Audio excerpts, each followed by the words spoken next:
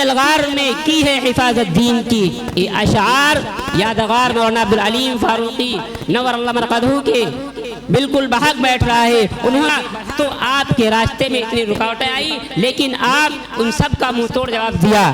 اسی کی تحریک میں آج ان کے یہاں پاٹا نالہ شوکت علی ہاتھا پہ محرم الحرام کے موقع پر 1 محرم الحرام سے 15 محرم الحرام تک پروگرام چلتے ہیں، اور باقاعدہ اسی کے تعلق سے تفصیل سے وضاحت سے قرآن حدیث کی روشنی میں ہم سب کو بات بتائی جاتی ہے کہ حق کیا ہے اور باطل کیا ہے۔ انہی خانوادہ فاروقی کے چشم و چراغ حضرت مولانا عبدالحسن علی فاروقی کو میں دعوت دیتا ہوں اشعار کے ساتھ۔ حمد کے واجبات کہہ دیجئے، حمد کے واجبات کہہ دیجئے، نعت بحر نجات کہہ دیجئے۔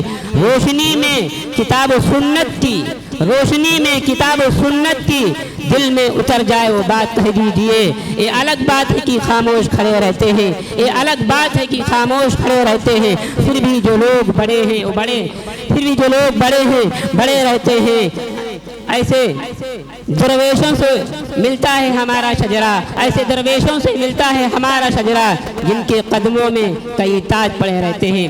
بڑے ہی ادب کے ساتھ میں مولانا کو دعوت دیتا ہوں، وہ آئیں اپنے خطاب سے ہم سب کو مستفیض فرمائیں۔ حضرت مولانا ابوالحسن فاروقی صاحب۔ فلا مضل له ومن يضلله فلا هادي له، ونشهد أن لا إله إلا الله وحده لا شريك له، ونشهد أن سيدنا ومولانا محمدا عبده ورسوله، صلى الله تعالى على خير خلقه محمد وعلى آله وصحبه وسلم۔ رب اشرح لي صدري ويسر لي أمري واحلل عقدة من لساني يفقه قولي، أما بعد فأعوذ بالله من الشيطان الرجيم، بسم الله الرحمن الرحيم۔ يا أيها الذين آمنوا ادخلوا في السلم كافة ولا تتبعوا خطوات الشيطان إنه لكم عدو مبين، صدق الله العلي العظيم۔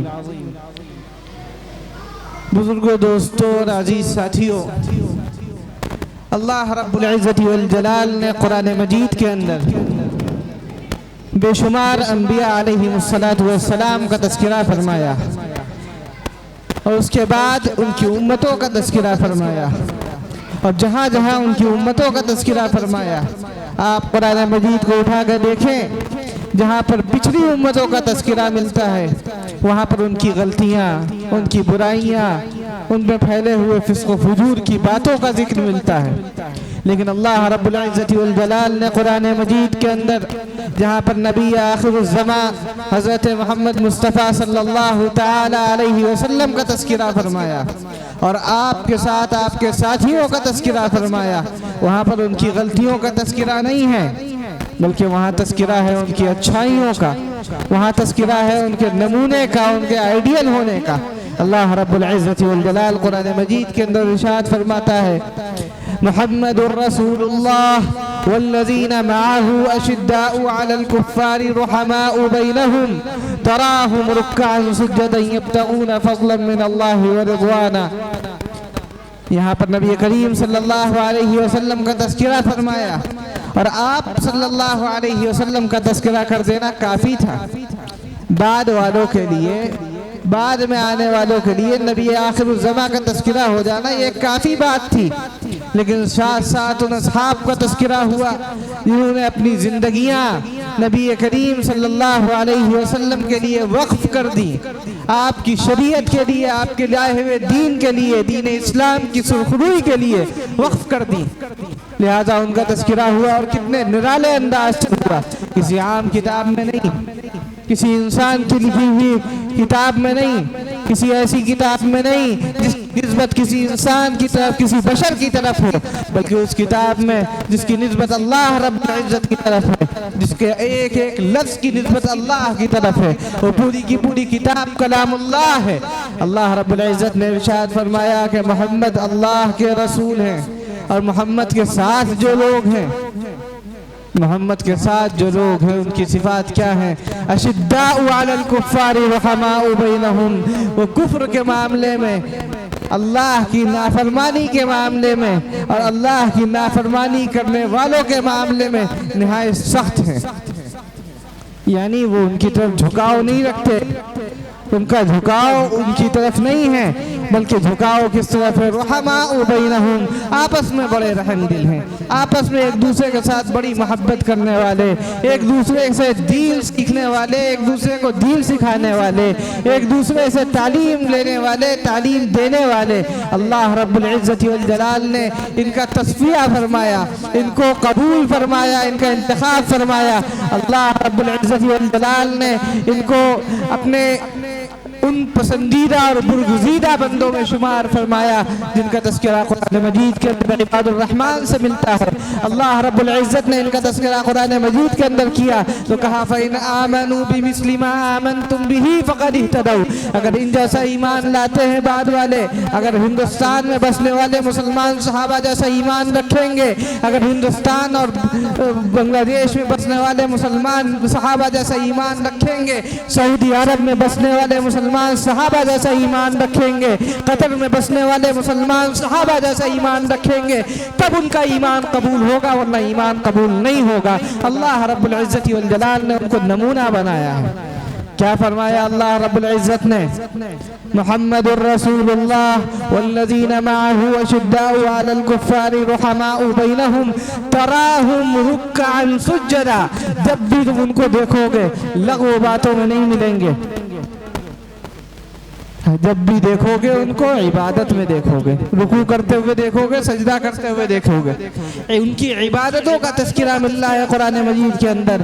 گویا کہ یہ بتایا جا رہا ہے کہ لغو باتیں جو ہوتی ہیں یہ اس سے پرہیز کرنے والے ہیں۔ والذین ہم عن اللغو معرضون، جو غلط اور بیکار کی باتیں ہوتی ہیں، جن کا دین سے کوئی واسطہ نہیں، شریعت سے کوئی واسطہ نہیں، نبی کی سنت سے کوئی واسطہ نہیں، صحابہ اکرام سے کوئی واسطہ نہیں، ان چیزوں کا جس کا نبی سے واسطہ اس کا صحابہ سے واسطہ۔ اللہ کے نبی صلی اللہ علیہ وسلم نے ارشاد فرمایا من احبہم فبحبی احبہم ومن ابغضہم فببغضی ابغضہم، جو صحابہ سے محبت کرنے والے ہیں، صحابہ سے تعلق رکھنے والے ہیں، وہ اس بلا وجہ تعلق نہیں رکھتے ہیں، ان کو مجھ سے تعلق ہے، اس بنیاد پر صحابہ سے تعلق رکھتے ہیں، اور مجھ سے تعلق نہیں ہے جن کو، ان کو میرے صحابہ سے بھی کوئی تعلق نہیں ہے۔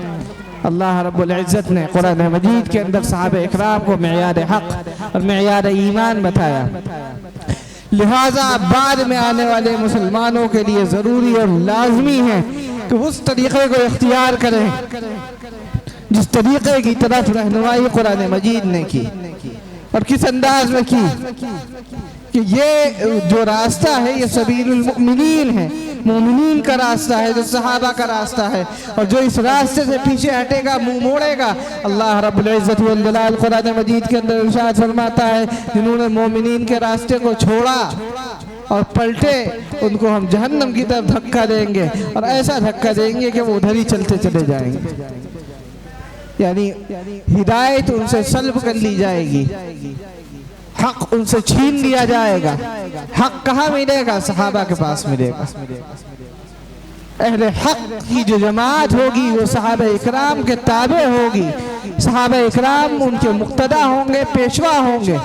اللہ رب العزت والجلال نے قرآن مجید کے اندر بے شمار مواقع پر صحابہ اکرام رضوان اللہ علیہم اجمعین کا تذکرہ فرمایا، اور بڑے ولولہ انگیز انداز میں فرمایا۔ اللہ رب العزت ارشاد فرماتے ہیں وَلَا تَقُولُوا لِمَنْ يُقْتَلُ فِي سَبِيلِ اللَّهِ أَمْوَاتٌ بَلْ أَحْيَاءٌ وَلَكِنْ لَا تَشْعُرُونَ، ایک جگہ پہ ارشاد فرمایا بَلْ أَحْيَاءٌ عِنْدَ رَبِّهِمْ يُرْزَقُونَ، کہ جو بھی شہید ہوئے ہیں اللہ کے راستے میں، اللہ کے راستے میں جنہوں نے شہادت نوش کی، اپنی جانوں کی قربانی دی ہے، اللہ رب العزت ان کے سلسلے میں ارشاد فرماتا ہے وَلَا تَقُولُوا لِمَنْ يُقْتَلُ فِي سَبِيلِ اللَّهِ أَمْوَاتٌ، ان کو زبان سے کبھی کبھی مردہ نہ کہنا، وہ اللہ رب العزت کے پاس ہیں اور تمہیں احساس نہیں ہے۔ اور دوسری جگہ ارشاد فرمایا وہ اللہ کے ہاں ہیں، ان کو رزق دیا جا رہا ہے۔ تو جہاں پر صحابہ اکرام رضوان اللہ علیہ اجمعین کو نمونہ بنا کے پیش کیا جا رہا ہو، جس دین کے اندر ایسے آئیڈیل، ایسے مصطفیٰ، ایسے مقتدی، ایسے پیشوا، ایسے برگزیدہ افراد ہوں جن کو اللہ رب العزت نے چنا ہو، اور کیوں چنا ہو؟ دین کی اقامت کے لیے۔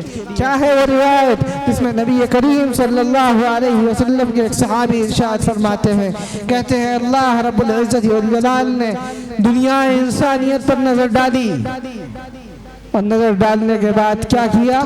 جو سب سے زیادہ پاکیزہ قلوب تھے، جو سب سے زیادہ برگزیدہ قلوب تھے، جو سب سے زیادہ صاف ستھرے دل تھے، اللہ رب العزت نے ان کو منتخب فرمایا۔ اور کیوں منتخب فرمایا؟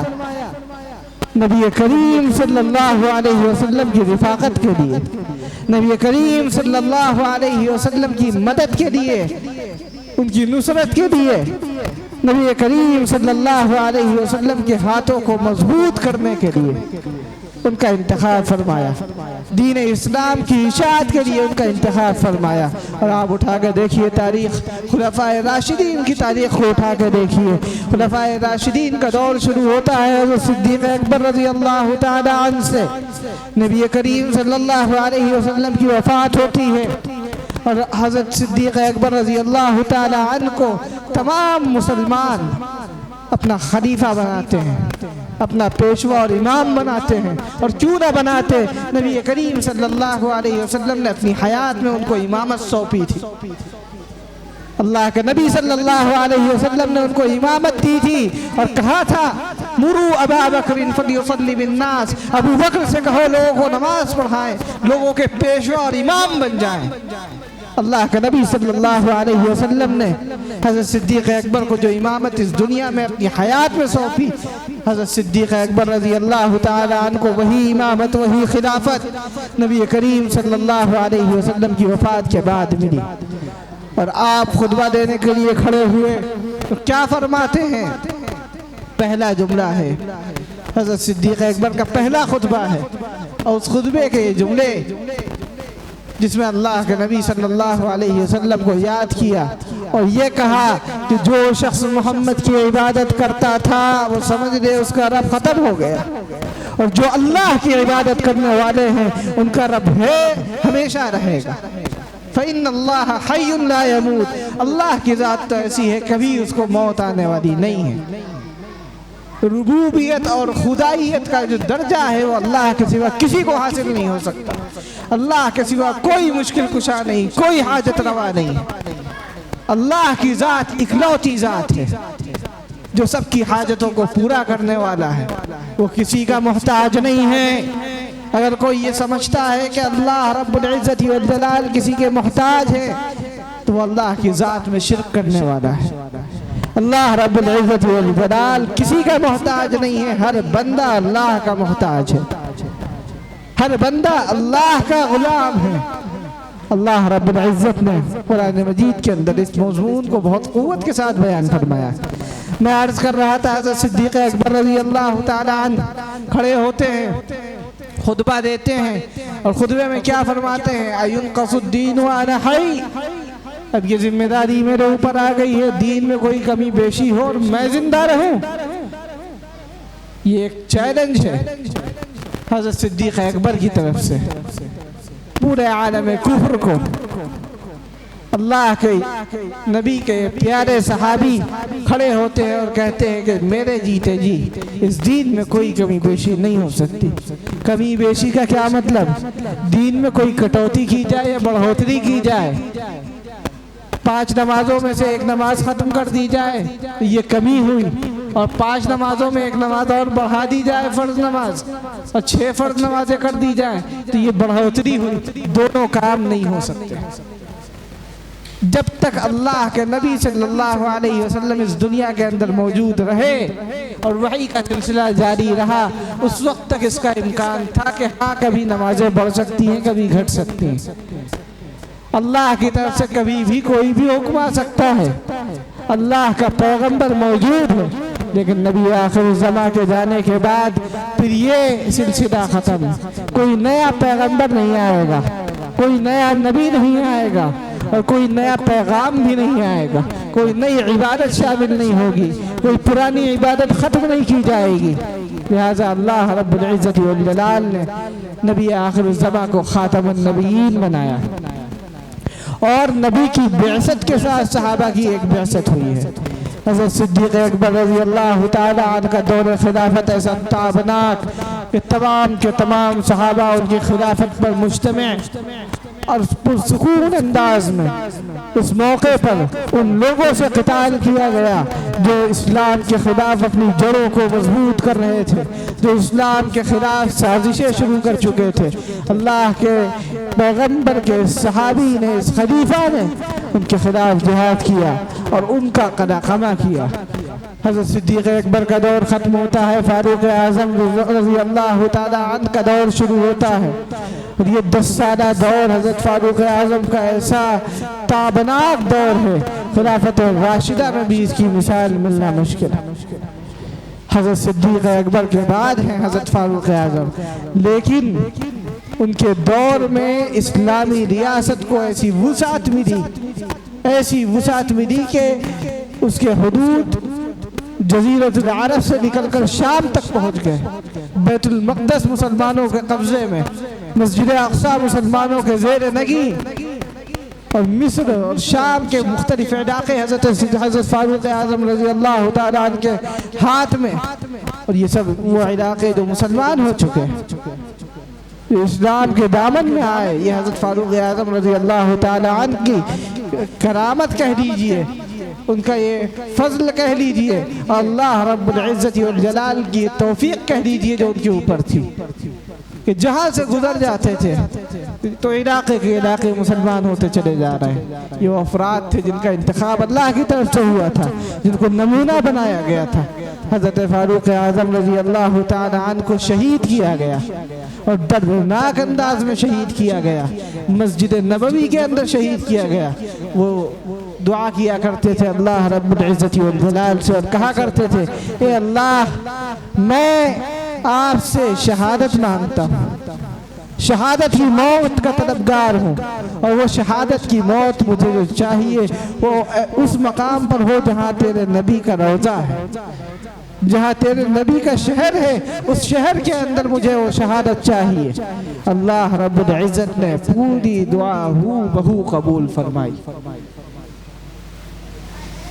اتنی زیادہ قربت اللہ کے نبی صلی اللہ علیہ وسلم سے ان کو تھی کہ انہوں نے انتقال سے پہلے اپنے صاحبزادے کو بھیجا حضرت عائشہ کے پاس، اور کیا کہا کہ نبی کریم صلی اللہ علیہ وسلم حضرت عائشہ کے حجرے میں ہیں، وہاں آرام فرما رہے ہیں۔ اے بیٹے جاؤ اور ان سے جا کے پوچھو کہ اگر میری موت ہو جاتی ہے تو کیا اس حجرے میں مجھے جگہ ملے گی؟ یہ کون پوچھ رہا ہے؟ یہ اس وقت آدھی دنیا پر حکومت کرنے والا عمر ابن خطاب پوچھ رہا، جس کے ہاتھ میں آدھی دنیا کی حکمرانی ہے۔ اس کا ایک قدم چلے تو اس دنیا کے اندر قیامت قائم ہو جائے۔ وہ کیا کہہ رہا ہے کہ جاؤ عائشہ سے پوچھو کہ ان کے حجرے میں مجھے جگہ ملے گی جہاں ابو بکر سو رہے ہیں اور ابو بکر کے ساتھی سو رہے ہیں، جہاں محمد رسول اللہ سو رہے ہیں اور ان کے ساتھی سو رہے ہیں۔ حضرت عائشہ کہتی ہیں ہاں مل جائے گی جگہ۔ پھر انہوں نے تلقین کی اپنے بیٹوں کو کہ ابھی تو میں زندہ ہوں، ہو سکتا ہے وہ میری رعایت میں کہہ رہی ہوں، جب میں انتقال کر جاؤں تو پھر جا کے ان سے اجازت لینا، اگر اجازت دے دے تو مجھے اللہ کے نبی صلی اللہ علیہ وسلم کے اس حجرے میں لٹانا جو حضرت عائشہ کی طرف منسوب ہے، اور اگر اجازت نہ ملے تو مجھے مسلمانوں کے عام قبرستان میں لے جانا۔ ان کا انتقال ہوتا ہے، حضرت عائشہ کے پاس ان کے صاحبزادے پہنچتے ہیں، اجازت لیتے ہیں، اور اجازت لینے کے بعد ان کو پھر نبی کریم صلی اللہ علیہ وسلم کے ساتھ مدفون کیا جاتا ہے۔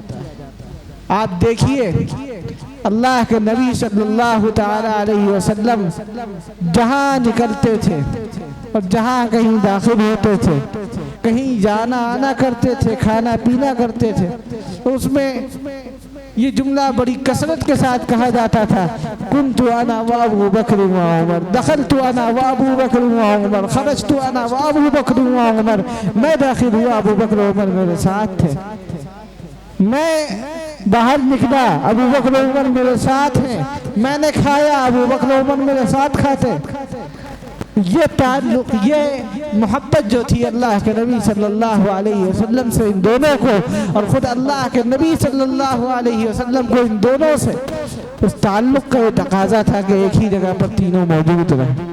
اللہ رب العزت نے قیامت تک ان تینوں حضرات کو ایک جگہ جمع فرما دیا۔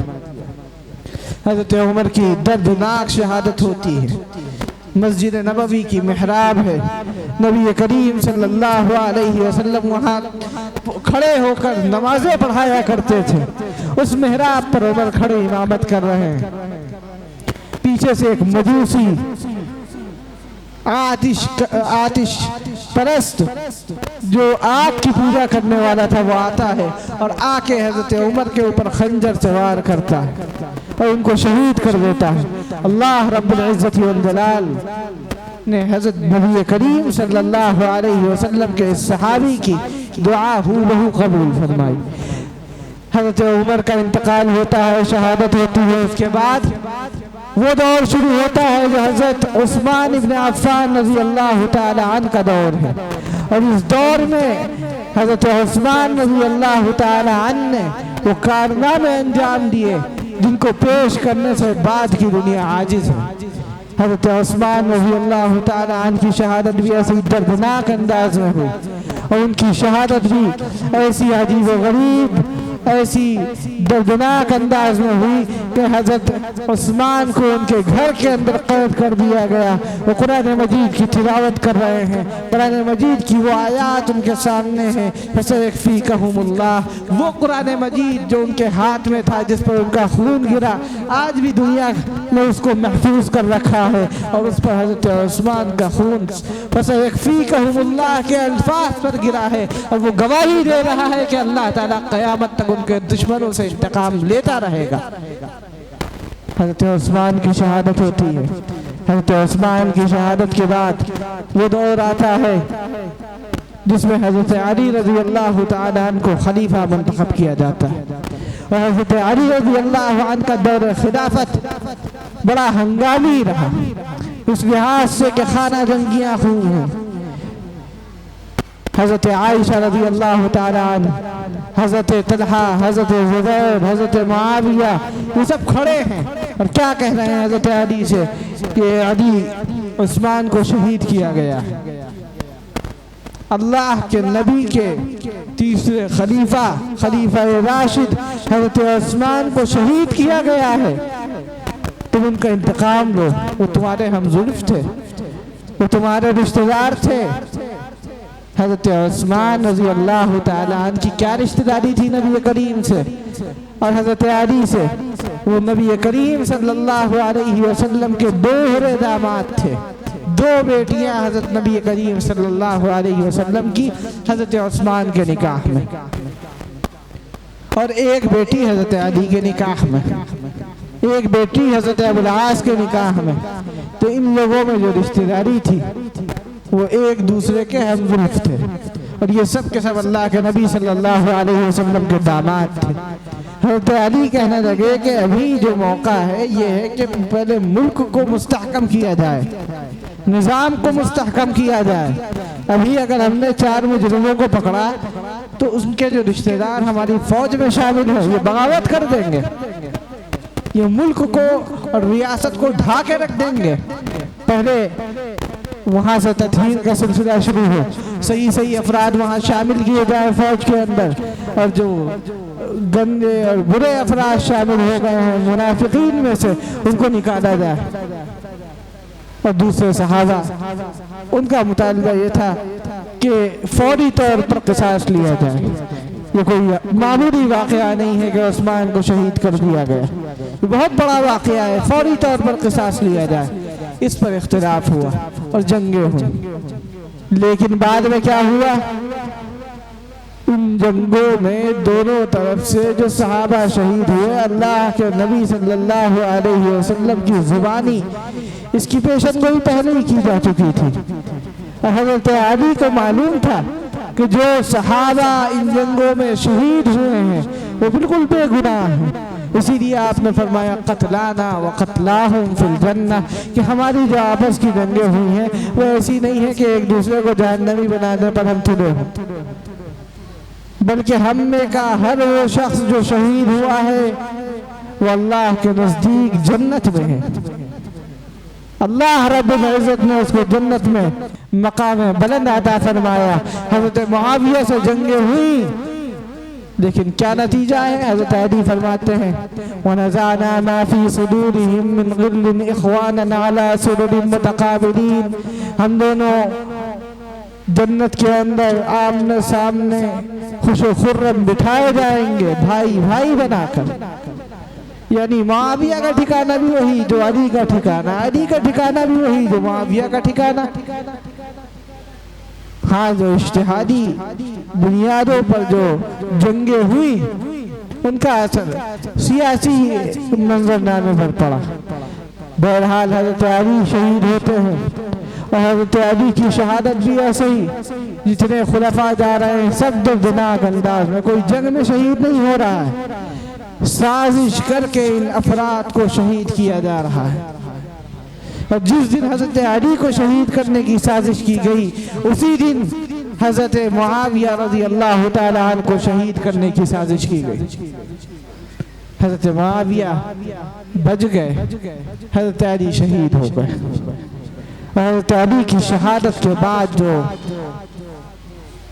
خلافت کی ذمہ داریاں تھیں وہ حضرت حسن رضی اللہ تعالیٰ عنہ کے ہاتھ میں آئیں، اور حضرت حسن رضی اللہ تعالیٰ عنہ کو اللہ کے نبی صلی اللہ علیہ وسلم نے پیشن گوئی سنائی تھی اور یہ بتایا تھا کہ حسن میرا وہ بیٹا ہے جس کو سرداری عطا ہوئی ہے، ان ابنی ھذا سید، یہ حسن ہے میرا بیٹا ہے، یہ سردار ہے۔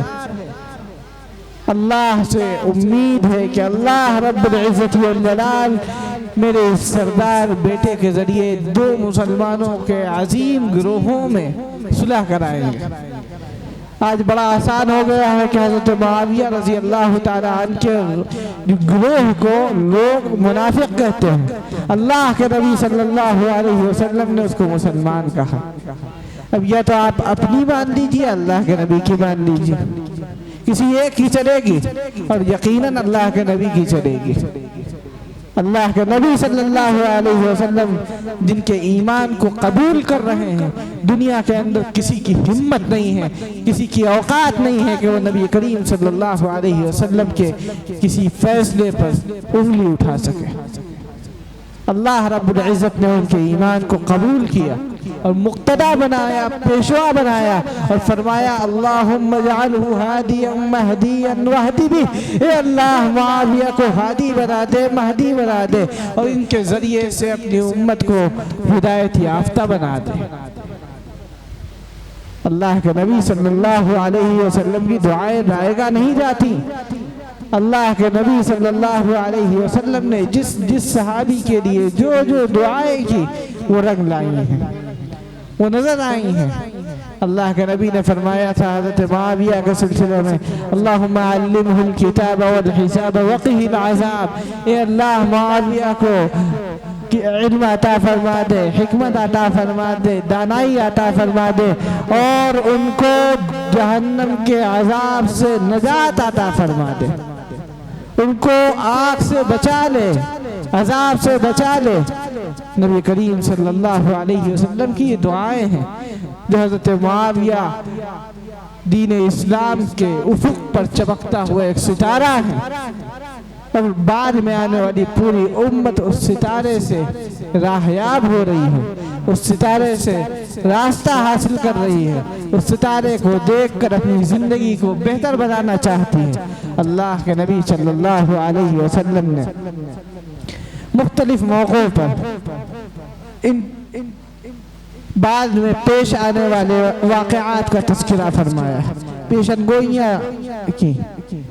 حضرت حسین رضی اللہ تعالی عنہ، حضرت حسین رضی اللہ تعالی عنہ انہی شہداء میں ہیں جن کو کہا جاتا ہے کہ مظلوم شہداء، جیسے حضرت عمر، حضرت عثمان، حضرت علی، اسی طرح حضرت حسین رضی اللہ تعالی عنہ۔ جن کو ظلماً شہید کیا گیا اور سازشیں کر کر شہید کیا گیا۔ حضرت حسین رضی اللہ تعالی عنہ حضرت معاویہ کے دور میں اپنے بھائی حضرت حسن کے ساتھ کھڑے ہیں اور کہہ رہے ہیں کہ معاویہ کو آپ نے خلیفہ بنایا ہے، ہم بھی معاویہ کو خلیفہ مانتے ہیں، اور حضرت معاویہ کے ہاتھ پر بیعت کر رہے ہیں۔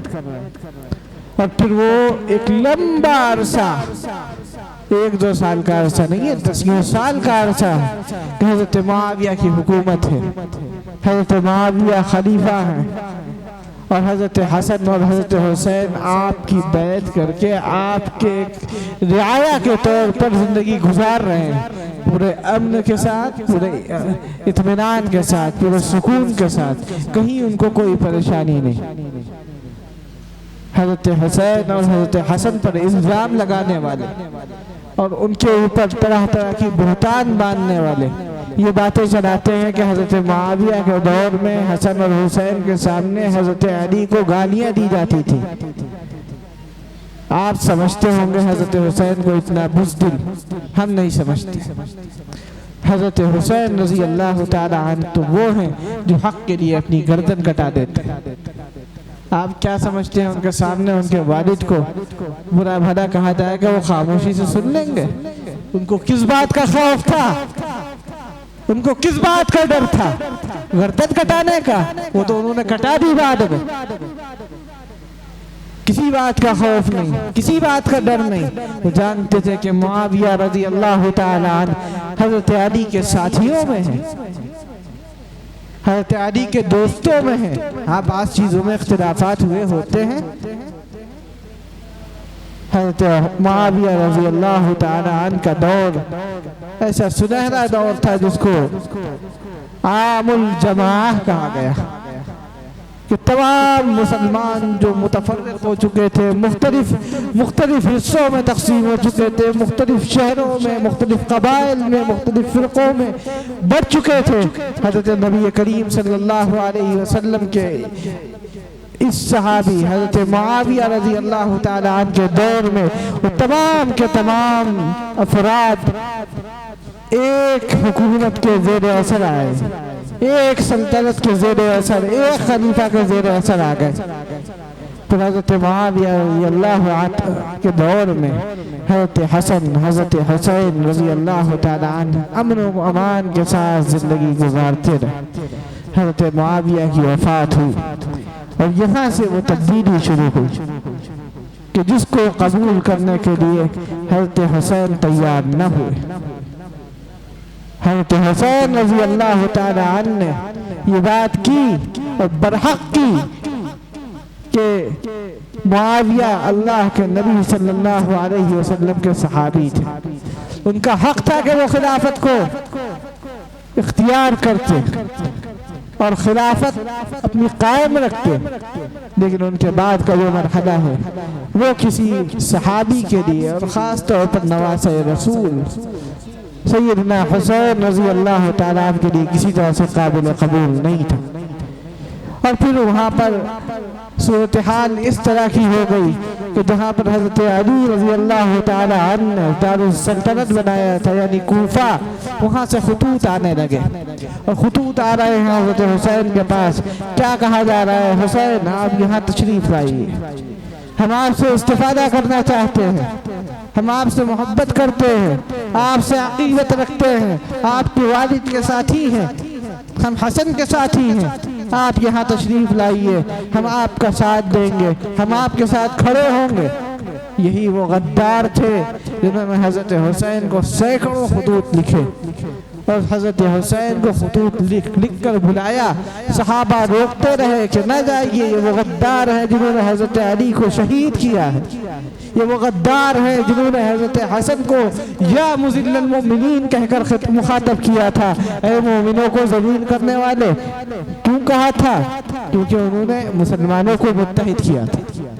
حضرت حسن رضی اللہ تعالی عنہ نے جب مسلمانوں کو ایک ہاتھ پر متحد کیا، حضرت معاویہ کے ہاتھ پر بیعت کی، تو یہی غدار، یہی کوفی تھے جنہوں نے حضرت حسن رضی اللہ تعالی عنہ کو کہا تھا کہ انہوں نے تو ہم کو ذلیل کر دیا، انہوں نے تو ہم کو رسوا کر دیا۔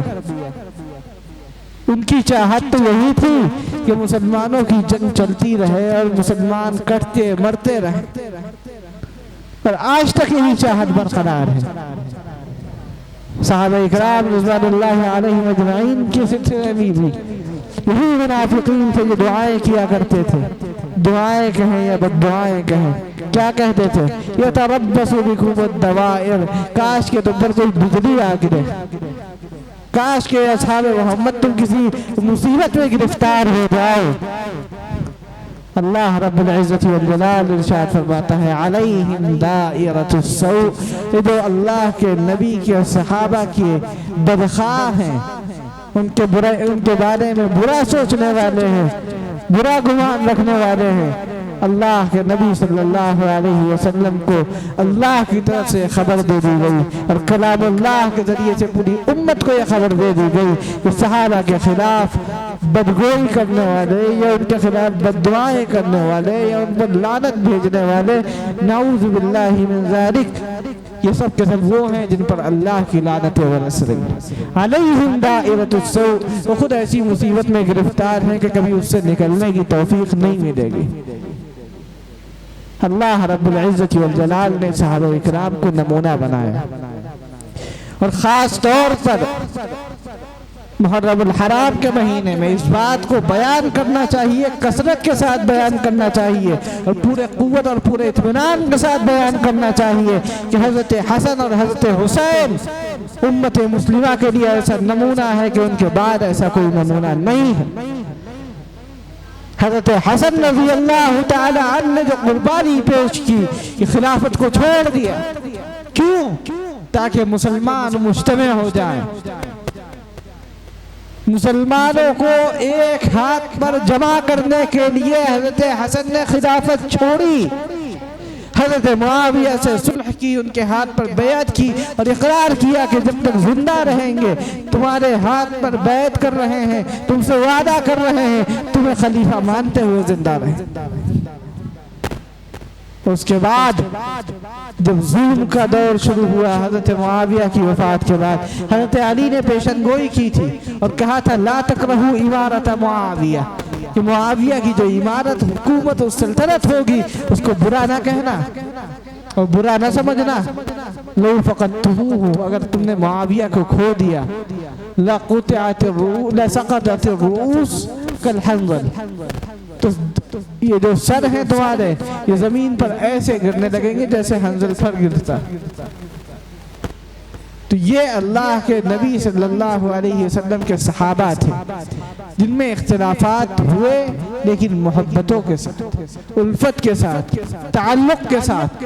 حضرت علی رضی اللہ تعالیٰ عنہ کی یہ بات بعد میں صادق آئی جب حضرت معاویہ رضی اللہ تعالیٰ عنہ اس دنیا سے تشریف لے گئے، اور آپ کے بعد وہ دور شروع ہوا جس کو دور ظلم کہا جاتا ہے۔ حضرت معاویہ رضی اللہ تعالیٰ عنہ کے وفات کے بعد وہ دور شروع ہوا، اور حضرت حسین رضی اللہ تعالیٰ عنہ اسی دور میں ظلماً شہید کیے گئے۔ تو وہ بات صادق آ گئی، اس کے بارے میں حضرت علی نے کہا تھا کہ معاویہ کی حکومت جب تک رہے گی امن قائم رہے گا، معاویہ جائیں گے اس دنیا سے تو فساد برپا ہو جائے گا۔ تو یہ محبتیں ہیں، یہ الفتیں ہیں، یہ تعلق ہے۔ حضرت حسین رضی اللہ تعالیٰ عنہ کی شہادت ایسی مظلومانہ شہادت ہے کہ جس کو بیان نہیں کیا جا سکتا۔ حضرت حسین رضی اللہ تعالیٰ عنہ کوفیوں کے خطوط پر مدینہ منورہ چھوڑ کر کوفے کے لیے روانہ ہو رہے ہیں، اور وہاں پہنچنے کے بعد ان کو معلوم ہوتا ہے کہ ان کو بلانے والے ان سے غداری کر چکے ہیں، ان کا ساتھ چھوڑ چکے ہیں۔ وہاں پر حضرت حسین نے یہ بات رکھی کہ میں یہاں آیا ہوں، خود سے نہیں آیا، مجھے بلایا گیا، میں بلانے پر آیا ہوں، اور یہاں مجھے جو بلایا گیا ہے تو یہاں پر آنے کے بعد ہونا تو یہ چاہیے تھا کہ میرا استقبال ہوتا، لیکن میں دیکھتا ہوں کہ مجھے بلانے والے یہاں نظر نہیں آ رہے، اور جو موجود ہے وہ دشمن کی فوج میں شامل ہے۔ اللہ کے نبی کے نواسے حضرت حسین رضی اللہ تعالی عنہ وہاں پر فرماتے ہیں کہ مجھے کسی سرحد پر جانے دو یا مجھے شام جانے دو، میں جا کر وہاں یزید سے خود بات کروں، یا پھر مجھے مدینے لوٹ جانے دو۔ یہ تین آپشن حضرت حسین رضی اللہ تعالی عنہ نے وہاں فوج کے سامنے رکھے، لیکن اس فوج کے اندر وہ افراد شامل تھے جنہوں نے حضرت عثمان رضی اللہ تعالی عنہ کے خلاف سازشیں کی تھی۔ اس فوج کے اندر وہ افراد شامل تھے جنہوں نے اپنے آپ کو مسلمان بتا کر حضرت علی کا قرب حاصل کیا تھا، اور وہ اصل میں منافق تھے۔ انہوں نے حضرت علی کے دور میں فتنے برپا کیے، آپس کی جنگیں کرائیں، کہ وہ افراد اس فوج کے اندر شامل تھے۔ تو ان کو حضرت حسین سے کیا نسبت تھی، ان کو حضرت حسین سے کیا تعلق تھا؟ لہذا انہوں نے حضرت حسین کی ایک نسل اور دردناک انداز میں ان کو میدان میں شہید کیا۔ اللہ تبارک و تعالی نے نبی اکرم صلی اللہ علیہ وسلم کی زبانی اس کی پہلے ہی خبر دے دی تھی، اور نبی کریم صلی اللہ علیہ وسلم نے اس دور کا کثرت کے ساتھ تذکرہ فرمایا تھا کہ بعد کا جو دور ہوگا فتنوں کا دور، اس دور میں کیا کیا واقعات کس کس انداز سے پیش آئیں گے۔ لہذا ان چیزوں کو سمجھنے کی ضرورت ہے۔ اللہ کے نبی صلی اللہ علیہ وسلم نے اس امت کو امت وسط بنایا۔ اللہ رب العزت نے قرآن مجید کے اندر اس کی گواہی دی اور فرمایا وَجَعَلْنَاكُمْ أُمَّةً وَسَطًا، کہ ہم نے تم کو ایک ایسی امت بنایا ہے جو امت وسط ہے، درمیانی اور معتدل امت ہے۔ اللہ کے نبی صلی اللہ علیہ وسلم کی تعلیمات سراسر اعتدال پر مبنی ہے۔ دین اسلام کی تمام تعلیمات اعتدال پر مبنی ہے، لہذا ان تعلیمات کو سمجھنے کی ضرورت ہے۔ اور یاد رکھیے، اس پیغام کو لے کر جائیے یہاں سے، اور اس پیغام کو عام کیجیے کہ حضرت حسن اور حضرت حسین ہمارے لیے کس حیثیت سے نمونہ ہے۔ حضرت حسن اس حیثیت سے نمونہ ہے کہ انہوں نے اپنوں کے ساتھ صلح کی اتحاد کیا، اور حضرت حسین کس لحاظ سے نمونہ ہے کہ انہوں نے غیروں کے ساتھ اتحاد نہیں کیا، غیروں کے ساتھ انہوں نے اختلاف کیا اور اپنی گردن گھٹا کر جام شہادت نوش کیا۔ آج ہم کیا دیکھتے ہیں؟ ہمارے علماء، ہمارے سرکردہ افراد، ہمارے سیاسی لیڈران، وہ یہ کوشش کرتے ہیں کہ غیروں کے ساتھ اتحاد ہو جائے، اپنوں کے ساتھ ہو یا نہ ہو۔ ایک مدرسے میں 2 کمیٹیاں چل نہیں ہو، ان کو کوئی تکلیف نہیں ہوگی۔ ایک مسجد کے اندر 2 متولی کام کر رہے ہوں، ان کو کوئی تکلیف نہیں ہوگی، لیکن ان کو تکلیف اس بات سے ہوگی کوئی کسی غیر مسلم کو غیر مسلم نہ کہے۔ یہ عجیب بات ہے۔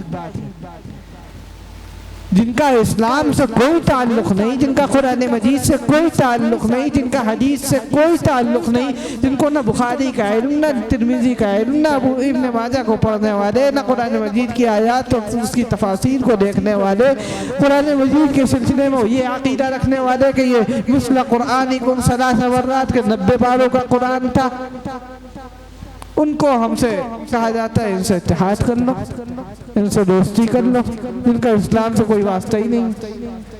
اور ہماری جو تنظیمیں ہیں ان میں بٹوارے ہوتے چلے جانا ہے، اس کو متحد کرنے کی کسی کو کوئی فکر نہیں۔ لہذا پہلے اپنے گھر کی فکر کیجئے، اپنے آپ کو متحد کیجئے۔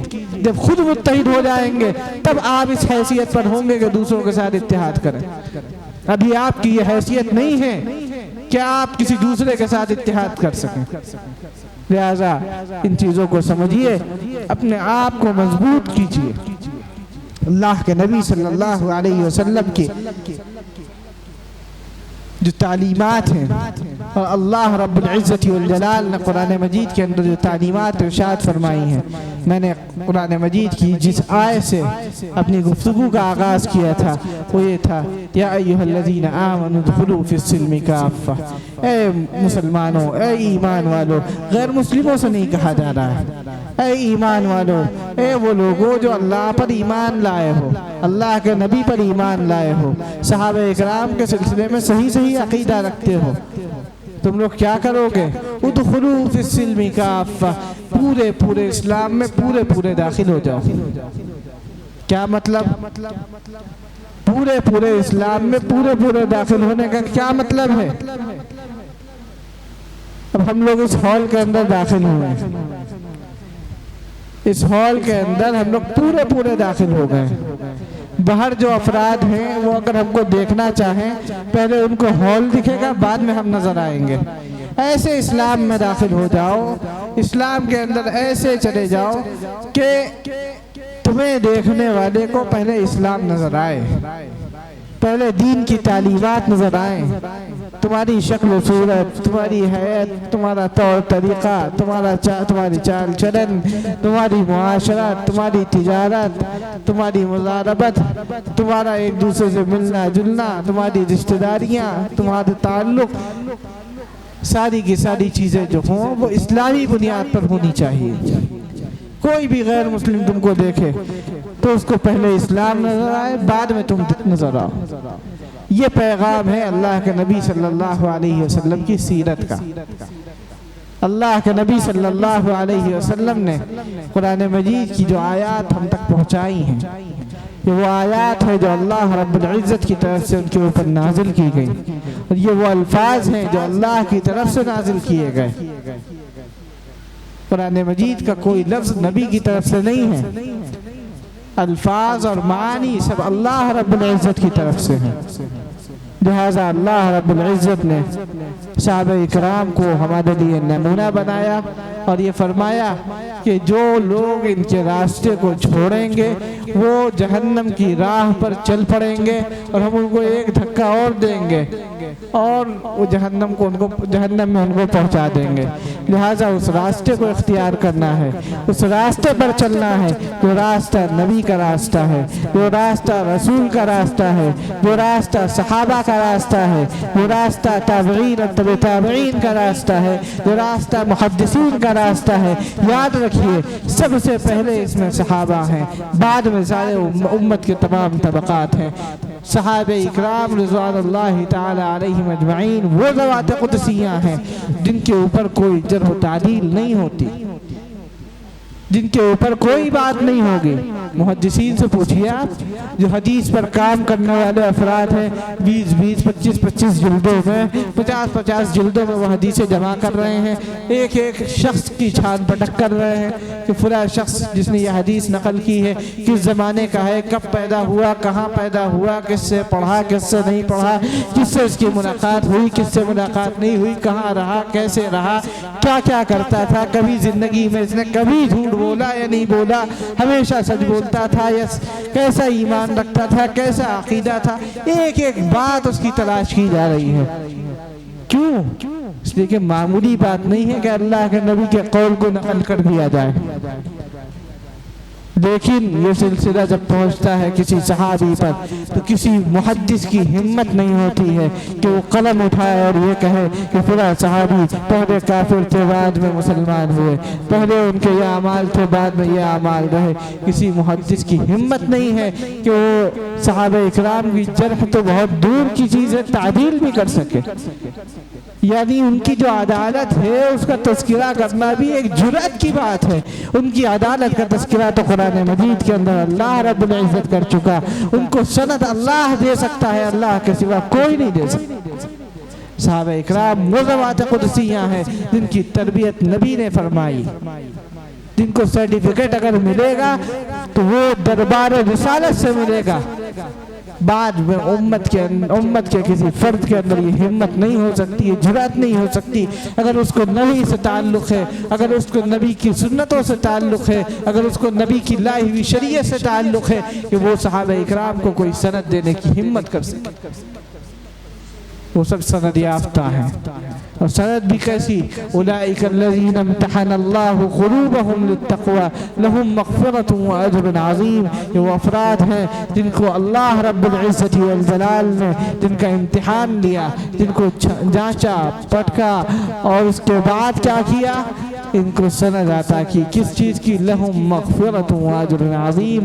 یہ افراد ہیں جن کے تقوی کا امتحان لیا جا چکا ہے اور ان کو سند مغفرت کی مل چکی ہے.